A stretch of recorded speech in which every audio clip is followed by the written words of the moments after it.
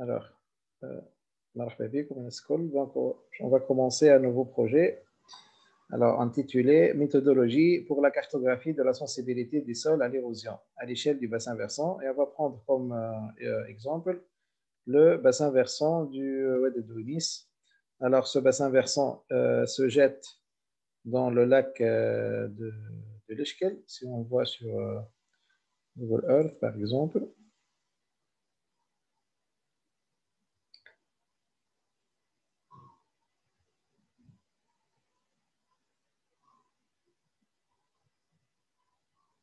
Donc, ça, c'est le lac de l'Eshkel, au nord de la Tunisie. Et là, vous avez un cours d'eau, un petit cours d'eau qui se jette dans le lac de l'Eshkel. Et on dit pour les cours d'eau qui se jettent soit dans une mer fermée ou bien un lac, on dit ce sont des cours d'eau endoroïques. Ce sont des cours d'eau endoroïques, c'est-à-dire des cours d'eau qui se jettent dans une mer fermée ou bien dans un lac. À l'inverse des cours d'eau endoroïques, comme la Medjerda, qui se jettent jadis dans le golfe de Tunis ou bien la mer Méditerranée. Donc, notre cours d'eau, c'est un cours d'eau endoroïque qui se jette dans le lac de l'Eshkel au nord de la Tunisie.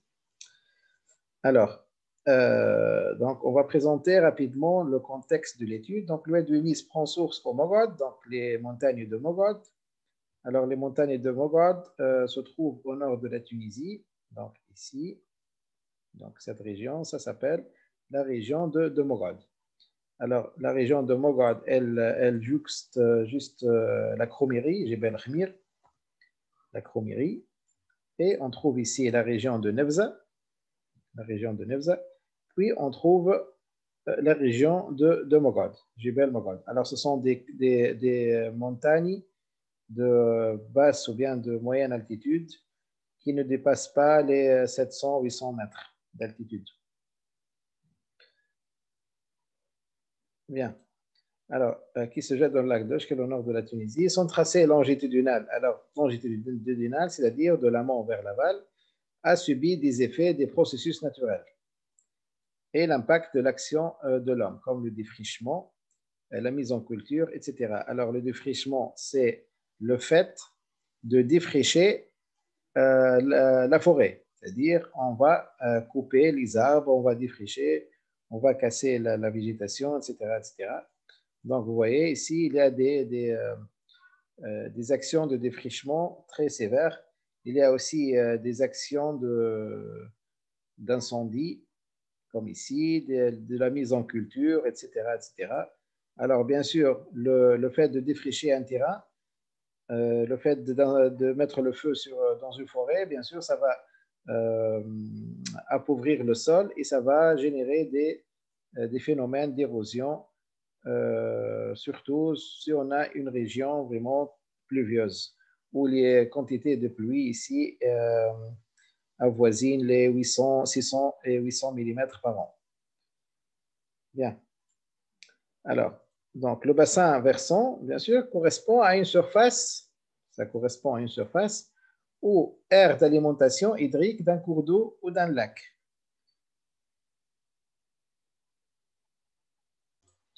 Donc, un bassin versant, on a dit qu'il s'agit d'une surface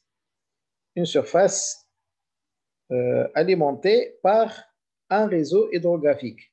Alors, le réseau hydrographique, bien sûr, il est composé par un cours d'eau principal et les affluents. Donc, l'ensemble forme ce qu'on appelle un bassin versant. Donc, un bassin versant. Donc, le bassin versant, c'est une surface drainée par un réseau hydrographique qui alimente un cours d'eau principal. Donc, on reconnaît le bassin versant ici en jaune. Alors, vous avez ici le cours d'eau collecteur ou bien le cours d'eau principal. Pour notre cas, c'est l'Oued Douimis. Et on a ici la ligne de partage des eaux. Alors, cette ligne de partage des eaux, elle constitue une ligne qui délimite deux bassins versants au plus. Vous voyez? Donc, cette ligne, elle délimite ce bassin versant et l'autre bassin versant. C'est celle-là. Donc, ici, c'est la ligne de partage des eaux. Bien.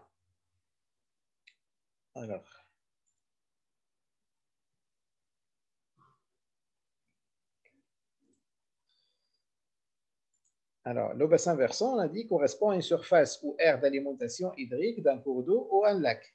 Il constitue une unité topographique, c'est une unité topographique où drainent les eaux pluviales et souterraines, bien sûr, c'est-à-dire tout ce qui est eau de pluie et eau des nappes phréatiques ou bien des nappes superficielles.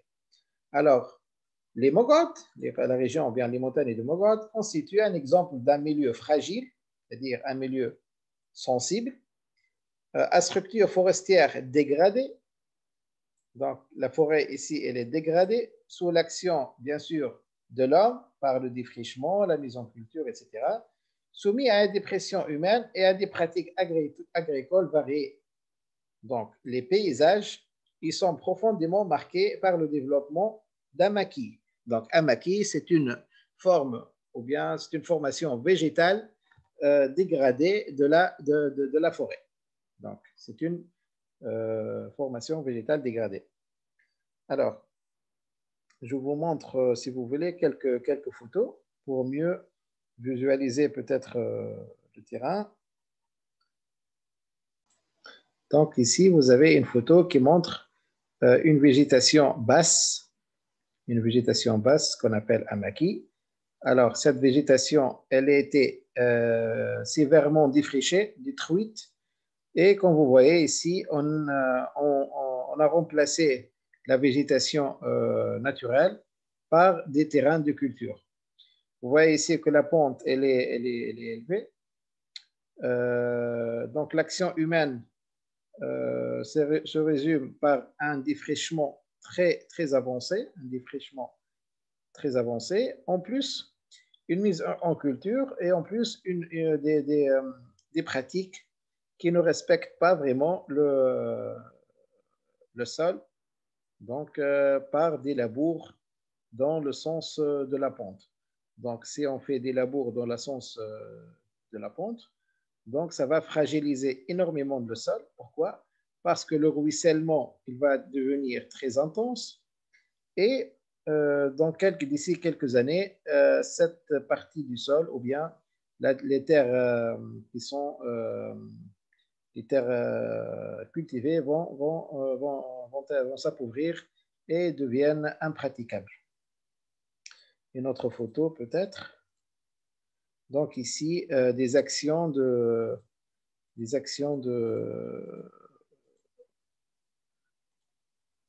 vous voyez ici l'action de surpâturage également. Donc vous voyez que le sol il est rocailleux et les formes ou bien les ruisseaux, les formes d'érosion différentielles par l'eau surtout sont visibles.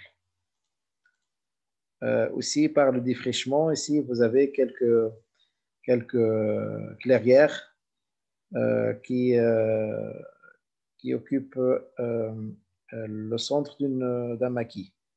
Donc ici aussi des actions de forêt, de feux de forêt, pardon. Ici c'est une clairière. Donc on va trouver plusieurs forêts, plusieurs actions. Ici vous voyez que le sol vraiment il est érodé. On voit très bien ici les ravins et les ravinements. Donc l'action ici de l'homme consiste à défricher le sol. Si je vous montre quelques photos, ici par exemple une photo où on voit comment détruire la forêt. Donc ici des installations illicites.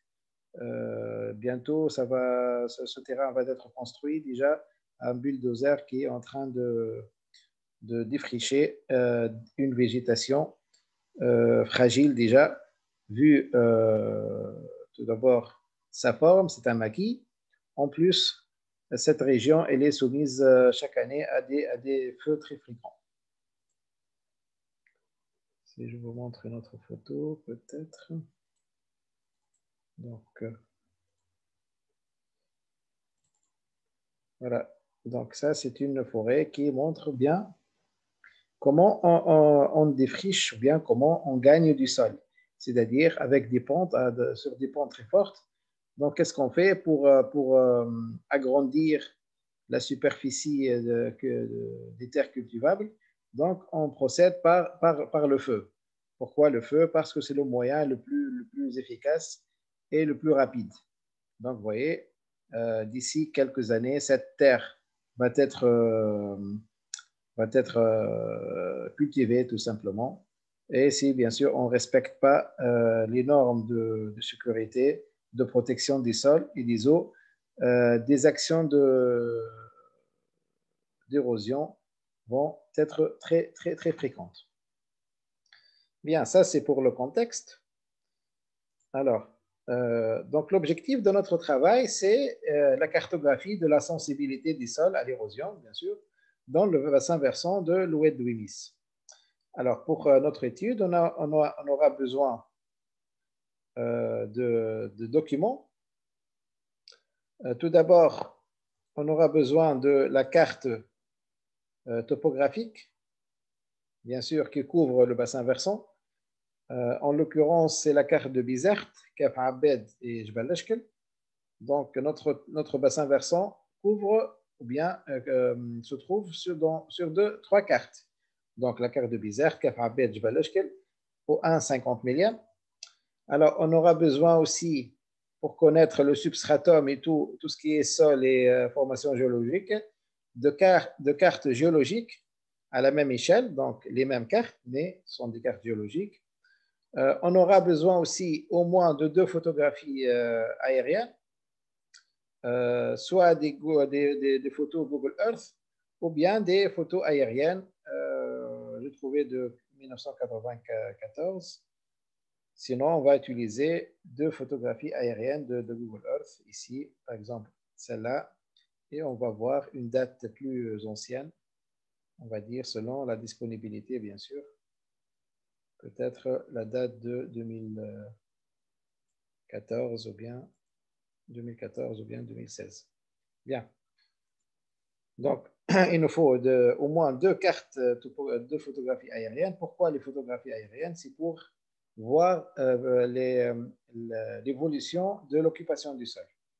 Donc, bon, ça c'est pour les cartes. On aura besoin aussi d'un cartogramme UTM ou Lambert, c'est pas de souci pour cela. Donc, on aura aussi besoin d'un cours d'initiation à l'hydrologie. Bien. Alors, pour la méthodologie, on va s'appuyer sur le recueil, c'est-à-dire on va ramasser, on va assembler et traiter et analyser les données suivantes. Donc, on va tout d'abord étudier les contraintes physiques des sols, à savoir tout ce qui est géologie, pédologie. On va aussi s'intéresser à l'occupation du sol et la géomorphologie du bassin versant grâce à l'exploitation d'un modèle numérique de terrain et des données virtuelles, dérivées telles que les pentes. Pour notre projet, on aura besoin d'un nombre de logiciels. Donc, on va utiliser Global Mapper, on va utiliser QGIS, ArcGIS peut-être et Microsoft Excel. Alors, donc les résultats attendus, c'est tout d'abord l'élaboration d'un dictionnaire de données sur les différentes couches à produire. Alors, cet exercice, on l'a fait en classe.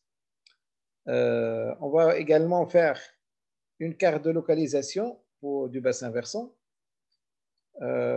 Et on va dessiner, ou bien on va représenter les couches suivantes, les éléments de la topographie, à savoir une couche qui concerne les courbes de niveau, les pentes, les lignes de crête, des éléments géologiques, tels que les couches géologiques, le pointage, des éléments qui font référence à l'hydrologie, tels que le bassin versant. Donc le bassin versant, ça peut être soit un élément d'hydrologie ou bien de topographie.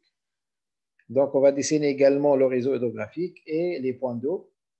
On va s'intéresser également à la végétation qui constituent l'élément biologique majeur, et les éléments, bien sûr, anthropiques, tels que les routes, les constructions, les aménagements, les activités économiques. Une fois on a terminé la vectorisation ou bien l'élaboration de ces couches, on va bien sûr calculer certains indices simples comme l'indice de Gravilus, l'altitude moyenne du bassin, les pentes moyennes et le taux de couverture végétale. Après avoir fait tout ça, tous ces éléments, bien sûr, il faut élaborer ou bien il faut finaliser notre projet avec une carte de la sensibilité des sols à l'érosion. Bien. Bien. Donc, tout d'abord, on va voir nos données. Donc, nos données, on va voir. Donc, bien sûr, il faut organiser le travail sous forme de dossier. Donc, on crée un dossier raster où on va mettre tout ce qui est documentation photographique, telles que les cartes topographiques, les cartes géologiques, on va les inviter par la suite. On doit créer également un dossier shapefile, un dossier vectoriel. Ici, j'ai mis la première couche, ou bien les premières couches sont les premières couches relatives au cartogramme qu'on va utiliser pour faire le géoréférencement. Donc, alors, pour tout ce qui est géoréférencement, tout ce qui est traitement des images et tout, donc je vous conseille vivement d'utiliser Global Mapper. Pourquoi? Parce que c'est un logiciel facile à utiliser tout d'abord.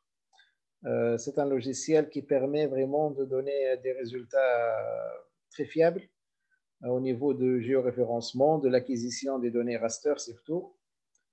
Et moi, j'utilise fréquemment. En plus, ça permet de lire vraiment tous les formats qu'on peut voir sur tels que les shapefiles, les images et tout.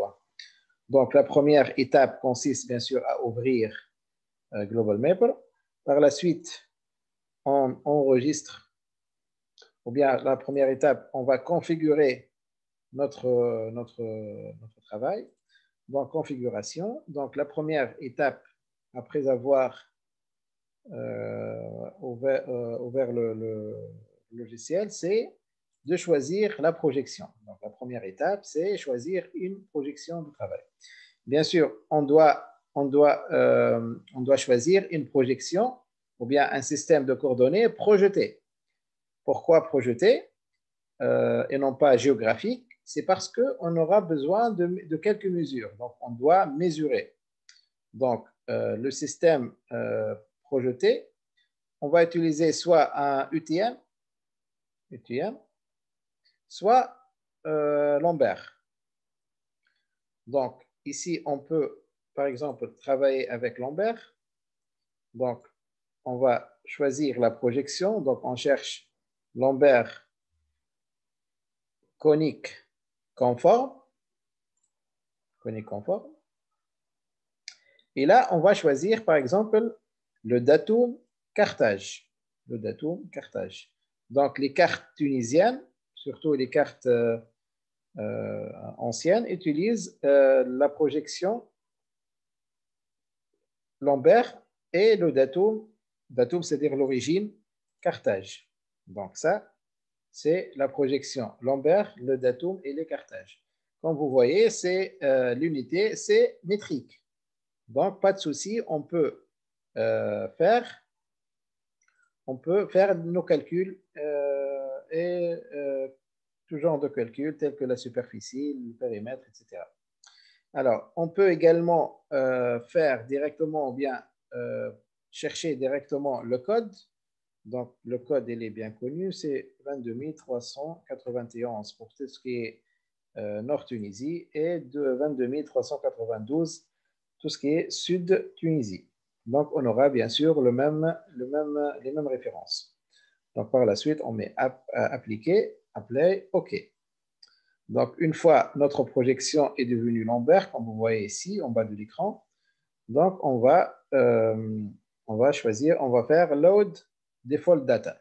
Donc, ici, on aura le globe, mais avec une configuration bien adaptée, bien sûr, à notre projection. Donc, au départ, on avait une projection cylindrique. Et ici, on a une projection conique. Alors, le centre du cône, ou bien le point, c'est Carthage, c'est la Tunisie. Donc, bien. Donc, la deuxième étape, on va ouvrir notre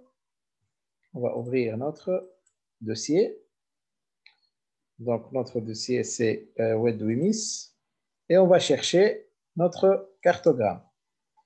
Donc, pourquoi le cartogramme? Donc, le cartogramme, ça va faciliter vraiment le géoréférencement des cartes topographiques. Bien. Donc, ici, on a un cartogramme 50 millièmes, bien sûr. Si on va utiliser des cartes 25 millièmes, on doit chercher le cartogramme 25 millièmes. Bien. Alors, comme vous voyez ici, donc le cartogramme, c'est l'ensemble des cartes qui couvrent le territoire tunisien. Bien.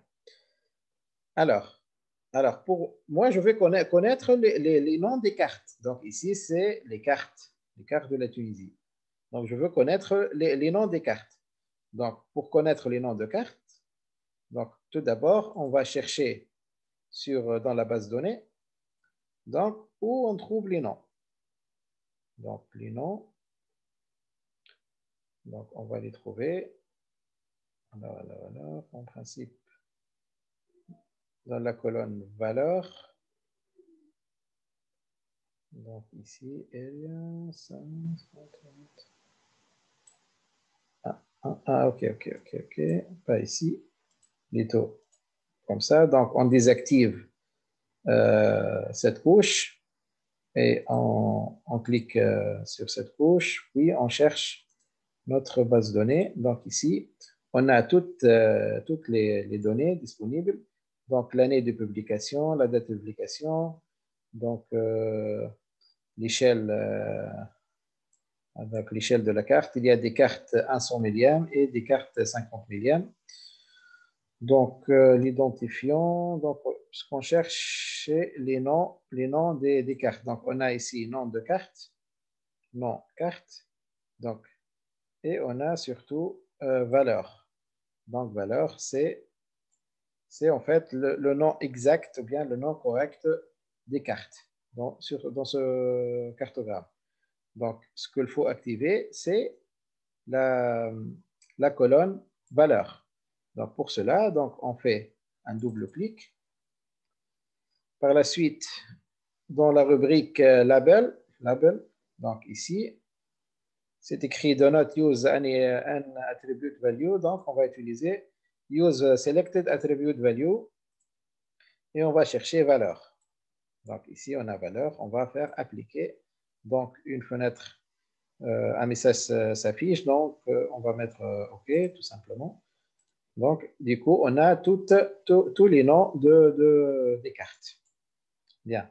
Donc, dans notre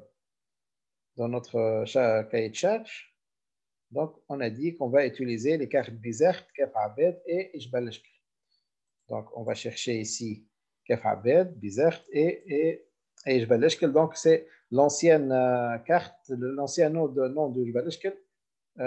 Donc, le récent, c'est Mazabourguiba. Donc, Kef Abed, Bizert et Mazabourguiba. Très bien. Alors, maintenant, on va chercher la carte de Bizert, par exemple. On va commencer par Bizert. Donc, on va à raster. Et là, c'est Bizert, celle-là. Donc, vous avez en principe quelques notions de géoréférencement qu'on a vues lors des cours précédents. Donc, on ne va pas s'attarder beaucoup ici. Donc, on va faire un géoréférencement manuel. Donc, ici, la première étape, c'est choisir la projection. Donc, on va mettre 22 391, OK, OK. Par la suite, on va chercher les coins, les 4 coins. Donc, on va dire que ce point, il correspond à ce point. Donc, ici, on a activé l'accrochage, donc c'est aimanté. Donc, ça, c'est le premier point. Ça, c'est le deuxième point. Donc, pas la peine de chercher les croisements et écrire les coordonnées. Donc, add. Par la suite, on va voir ce point.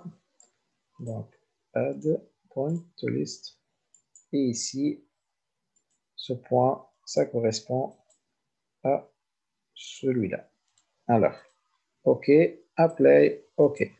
Normalement, donc, notre carte est bien géoréférencée. Bien. Alors, qu'est-ce qu'on va faire maintenant? On va faire comme vous voyez ici, ça déborde. Ça déborde et ça peut gêner vraiment par la suite la vectorisation. Donc, on va couper notre carte selon cette emprise, selon l'emprise du fichier vectoriel qui représente la carte de Bizert. Donc, qu'est-ce qu'on fait? On sélectionne le polygone, par la suite, double-clic sur Bizert et on va à la rubrique Croppen, c'est-à-dire couper. Donc, on va sélectionner ou bien on va couper selon le polygone sélectionné. Par la suite, on fait appliquer, OK. Et du coup, on a une carte sans les bandes supérieures, inférieures et droite et gauche. Bien. Donc, on va faire de même pour Kef Abed et Mazabougiva. Très bien. Donc, Kef Abed. Donc, on suit la même démarche. Ça devient vraiment rapide et facile avec des résultats corrects normalement. Donc, ce point, ça correspond à ce point. Alors, celui-là.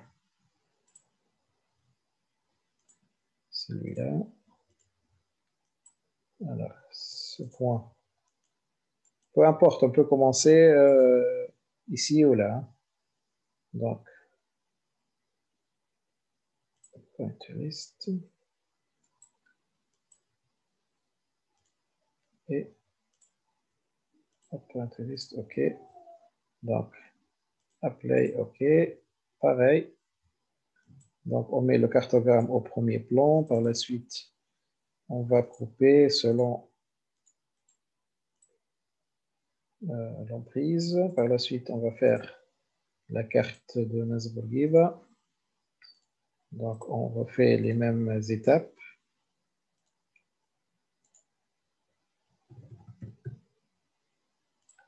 OK, OK.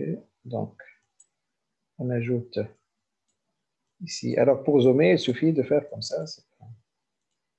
Alors, on va zoomer. Premier point. Donc, ici, on a notre deuxième point.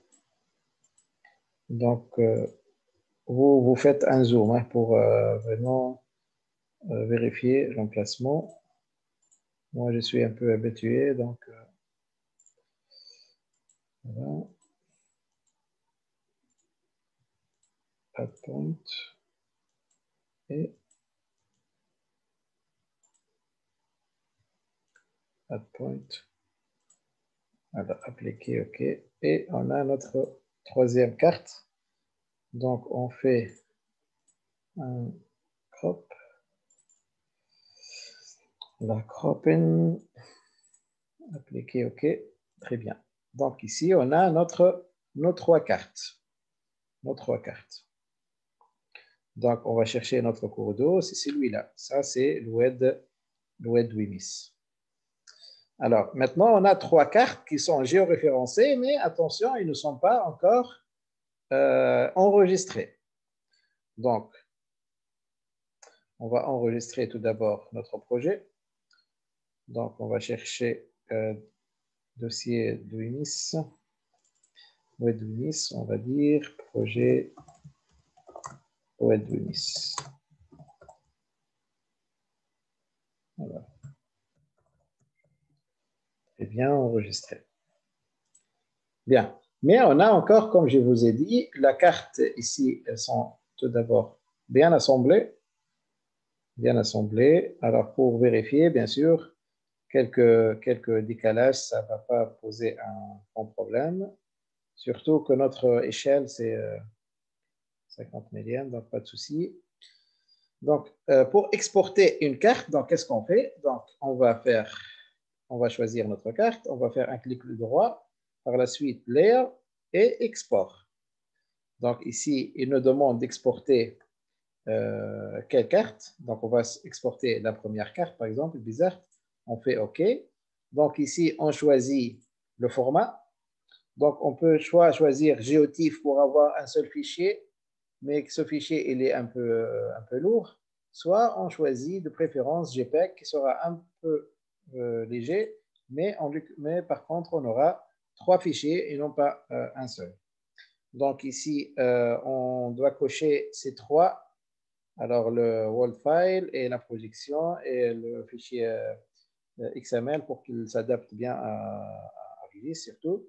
Alors ici, on choisit dans la partie Export Bound notre projection, Lambert. Donc par la suite, on fait OK.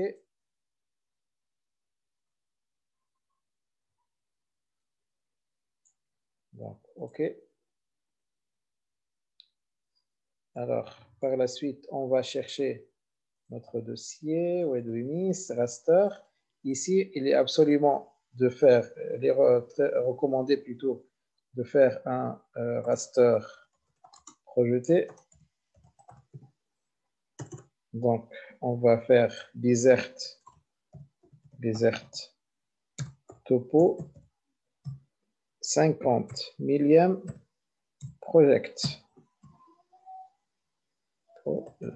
Projeté. Donc, enregistrer. Donc, ça, c'est pour enregistrer une seule carte.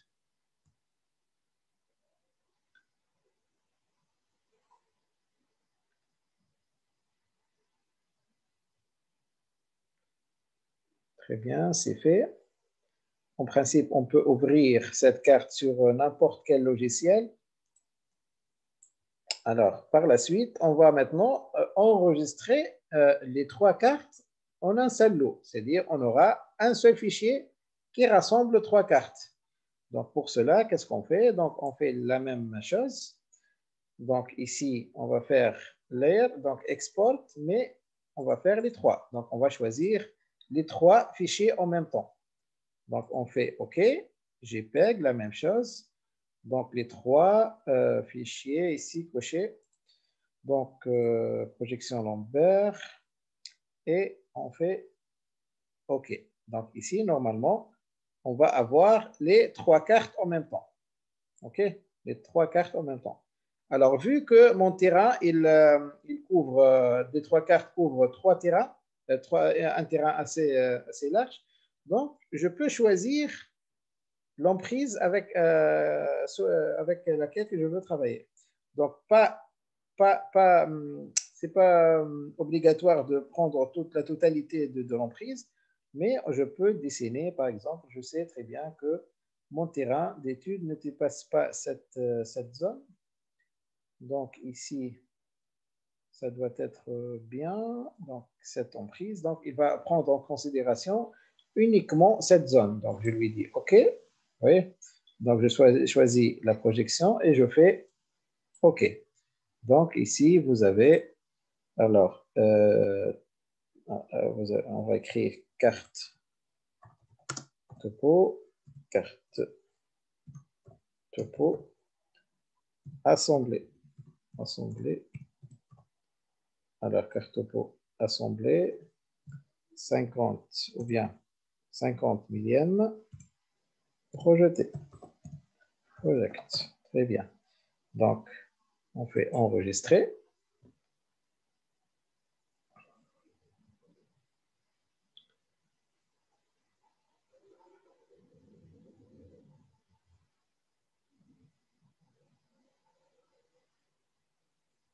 Bien.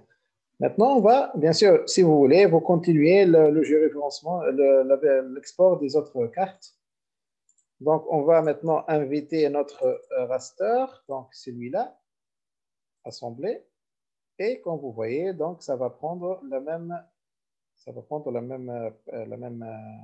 la même place. Bien, ça, c'est notre bassin versant. Très bien. Donc, maintenant, pour vérifier que notre terrain est bien géoréférencé, donc le mieux, c'est de l'exporter vers Google Earth. Donc, pour cela, donc, on fait File, Export. Et là, on va choisir Export Web Format. Web Format. Bien sûr, ici, tous les web formats disponibles. Donc, on va choisir le fichier KMZ ou bien KML. Donc, KML, c'est l'extension du logiciel Google Earth. Donc, on doit choisir Any Data as Images. Donc, OK. Donc, ici, on garde